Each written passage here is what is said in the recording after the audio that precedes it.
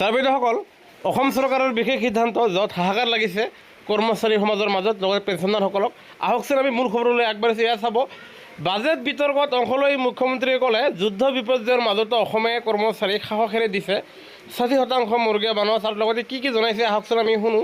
য'ত কৈছে, ৰাজ্যৰ কৰ্মচাৰীসকলক লৈ আজি বাজেট বিতৰ্কত ন্যায্য প্ৰদানৰ কথা উল্লেখ কৰি মুখ্যমন্ত্ৰী ডক্টৰ হিমন্ত বিশ্ব শৰ্মাই কয় যে পেঞ্চন OPS NPSক লৈ এতিয়া আৰু বিতৰ্ক নাই। নতুনকৈ নিযুক্তি পোৱা কৰ্মচাৰীসকলে তেওঁলোকে NPSত থাকিব বিচাৰিছে। পৰিৱৰ্তিত বিষয়সমূহ আমি বুজি পোৱা জৰুৰী। ইতিমধ্যে যি 50-60 হাজাৰ নতুন যুৱক যুৱতীয়ে নিযুক্তি লাভ কৰিছে, তেওঁলোকে এতিয়া NPS বিচাৰিছে। কাৰণ অৱসৰৰ পিছত OPSৰ পৰিৱৰ্তে NPSে বহু বেছি সুবিধা আৰু সাহায্য দিব। চৰকাৰে এতিয়া OPS NPSৰ লগতে UPSৰ সুবিধাও বলবৎ কৰিছে।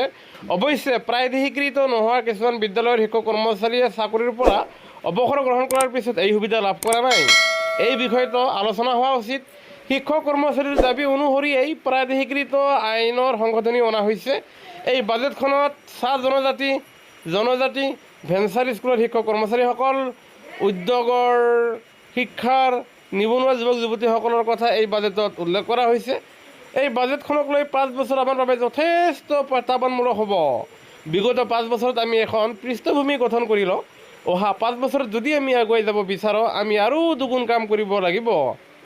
কৰ্মচাৰীৰ মৰুগীয়া বানচৰ কথা উল্লেখ কৰি মুখ্যমন্ত্ৰী ডক্টৰ শৰ্মাই কয় যে যুদ্ধ আৰু বিপৰ্যয়ৰ পাছতো এই চৰকাৰে কৰ্মচাৰীক 60% মৰুগীয়া বানচ প্ৰদান কৰিছে। সমগ্ৰ দেশ এই সময়ত মধ্য এছিয়াৰ যুদ্ধৰ প্ৰভাৱত পৰিছে। প্ৰতি বেৰেল তেলৰ মূল্য $86 বৃদ্ধি পাইছে।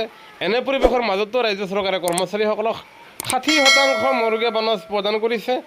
ভাৰতৰ মাত্ৰ 3খন ৰাজ্য উৰিষ্যা, হাৰিয়ানা আৰু অসমে এই বিপৰ্যয়ৰ মাজতো 60% মৰুগীয়া বানচ দিবলৈ সক্ষম হৈছে।